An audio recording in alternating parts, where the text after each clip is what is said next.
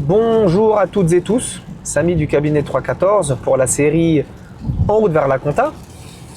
Aujourd'hui, une vidéo courte mais hyper importante. Hyper importante parce que j'ai vu des gens se faire taper, des sociétés se faire vraiment cogner fort pour des choses dont ils n'étaient pas responsables.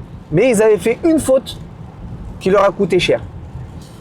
Cette vidéo, elle s'adresse tout particulièrement à ceux d'entre vous qui font appel à de la sous-traitance. D'accord? Si vous avez des sous-traitants et que vous les faites travailler pour plus de 5 000 € sur une année civile, vous avez l'obligation de faire sur chacun d'entre eux un dossier fournisseur. D'accord? C'est-à-dire vérifier que ces gens-là ne sont pas des tricheurs. Pour ça, tous les 6 mois, vous allez devoir leur demander 2 documents. Le premier document, c'est une attestation de régularité fiscale. C'est un document qui est très facile à obtenir à partir du moment où on est à jour de ses obligations. D'accord? Votre sous-traitant, il va sur son espace impôts.gouv et dessus, en temps réel, s'il est à jour de ses cotisations, ses obligations fiscales, il va l'obtenir en 2 clics et demi. D'accord? Attestation de régularité fiscale. Et le deuxième document à leur demander, c'est l'attestation de vigilance URSSAF.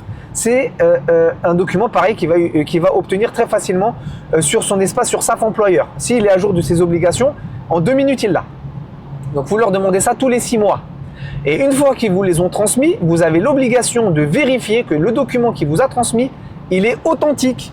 C'est-à-dire, vous devez vérifier si, oui ou non, ce document-là, il est vrai. C'est écrit dessus sur le document comment faire pour vérifier. Allez sur tel site et rentrer tel numéro. D'accord? Bon, donc vous allez faire ça. Et si vous faites ça, vous êtes tranquille. Maintenant, si vous faites ça et que le mec ne vous transmet pas les documents, arrêtez de travailler avec lui.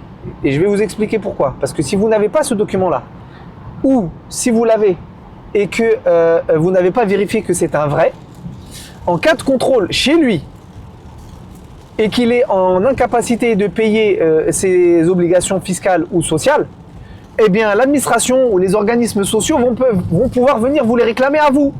Mais attention, hein, pas uniquement la fiscalité et les cotisations sociales sur ce que vous lui avez payé. Non. La totalité de ce qu'il doit. Si vous êtes fiable économiquement, vous allez vous faire dépouiller alors que vous êtes à jour de tout.